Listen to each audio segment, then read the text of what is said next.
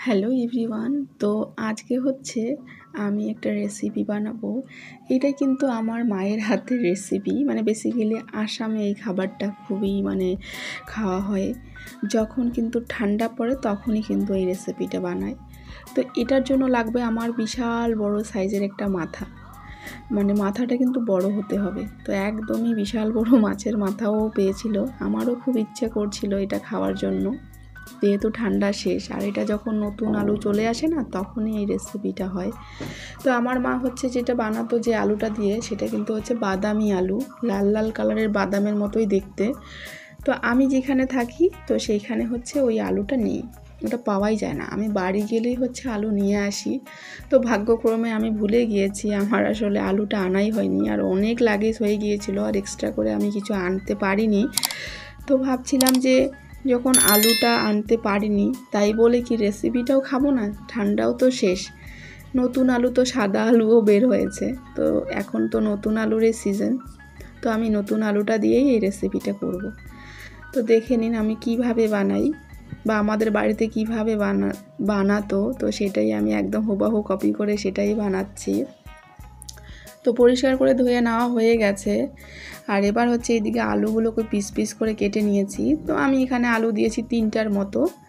আলুটা দেখে শুনে দেবেন, যেমন পছন্দ তেমন দেবেন, যত আলু খেতে ভালোবাসেন ততই দেবেন। তো আমি একটা বড় মাছের মাথার জন্য 2-3টার মতো আলু নিয়েছি।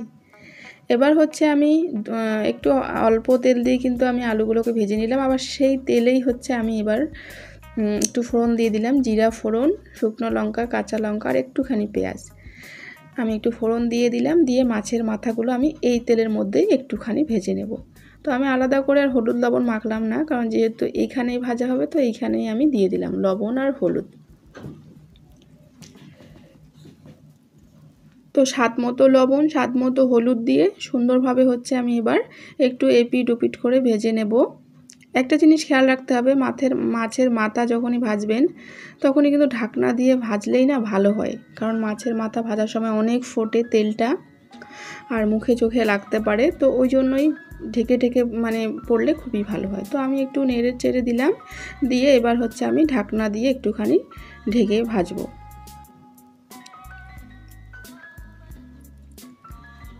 আর আমি কিন্তু একটা কথা বলতে ভুলে গিয়েছি, আমি এর স্বাদ বাড়ানোর জন্য আমি কি করেছিলাম, 1 মুঠো গোবিন্দভোগ চাল ভিজিয়ে রেখেছি।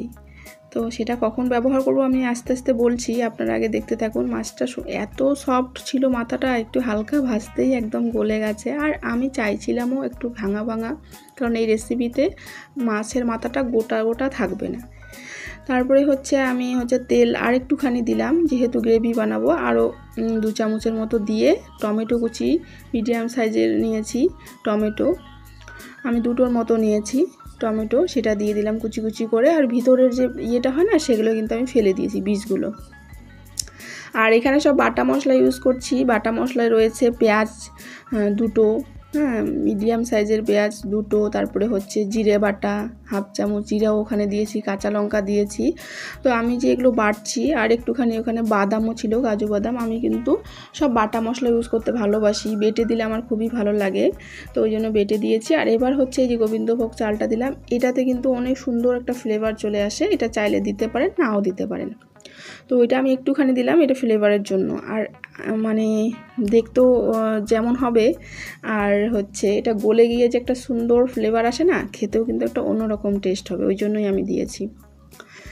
তো তারপরে সুন্দর করে কষাতে হবে, একটু সময় ধরে আস্তে আস্তে কষিয়ে নিতে হবে। তারপরে আমি ভাজা আলুগুলো দিয়ে দিলাম।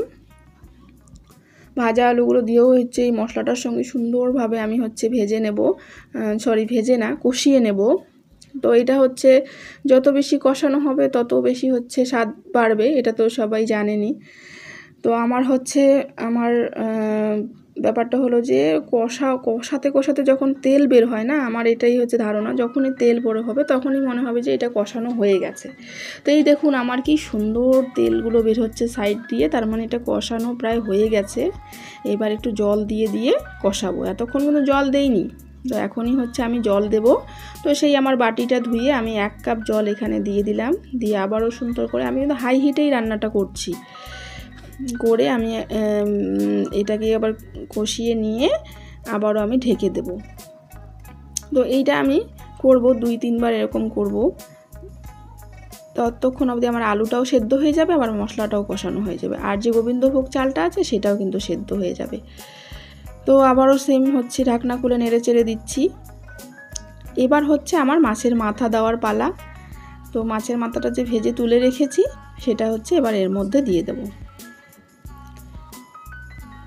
কি সুন্দর মাছটা ছিল, এটা হচ্ছে কাতলা মাছের মাথা ছিল, বিশাল বড় একটা মাথা, সত্যি অনেক বড় মাথা ছিল বলেই আমি এই কড়াইটাতে করছি, কারণ আমার ছোটো কড়াইয়ে আমার ধরছিলই না, তো আমার ওই জন্য বড়ো কড়াইয়ে আমি রান্না করছি। আর এত সুন্দর মাথাটা সফট ছিল না, মানে সত্যি ভাজতেই, হালকা ভাজতেই যেন একটু মানে হয়ে গেছে, একদম গলে গলে যাচ্ছিল। কিন্তু আমি এটাই চাইছি, গলে একদম মশলার সঙ্গে যখন সবগুলো মিলে যাবে না, আলু খেলেও সেই মজাটা লাগবে, গ্রেভিটা খেলেও কিন্তু সেই মজাটা লাগবে। তো আমাদের ঘরে না সব সময় যখনই ঠান্ডা পড়ে যেত টমেটো আসতো নতুন, তারপরে আলু যেটা সিজনেবল হয় আর কি, আর সেই আলুটা বাদামি আলু, ওই আলুটার কথা আমি ভুলতে পারছি না, এত টেস্ট না, ওই আলুটার সেন্টটাই একটা আলাদা। তো যাই হোক, ঢাকনা দিয়ে আবার মাথাটা দিয়েও সেমভাবে আমি হচ্ছে কষিয়ে নিচ্ছি, জল দেইনি, সেই গ্রেভিটার মধ্যেই আমি কষিয়ে নিলাম। এখন আমি হচ্ছে ঢাকনা খুলে আবারও 2 কাপ জল দিয়ে দিলাম। পারলে একটু গরম জল দেওয়ার চেষ্টা করবেন, গরম জল দিলে যে গ্রেভিটা হয় এটা নষ্ট হয়ে যায় না, কারণ ঠান্ডা জল দিলে না আবার ফুটতে ফুটতে অনেকটা সময় হয়ে যায়, তখন কিন্তু সবজিগুলো সেদ্ধ বেশি হতে চায় না, একটু হয়ে যায়। আর যখনই গরম জল দেবেন না, কারণ ব্যালেন্সটাও ঠিক থাকে, এমনিতে গরম হচ্ছে আবার গরম জল দিয়ে করা হচ্ছে, তখন তাড়াতাড়ি হচ্ছে আলু টালুগুলো একদম সেদ্ধ হয়ে যায়। আমি এটাই ভাবি, ওই জন্য আমি সবসময় গরম জল দেওয়ার চেষ্টা করি। তো এবার হচ্ছে এটা নামিয়ে নেব, আর আমি কিন্তু এটা দুপুরবেলা গরম গরম ভাতের সঙ্গে এটা আমরা খেয়ে নেব।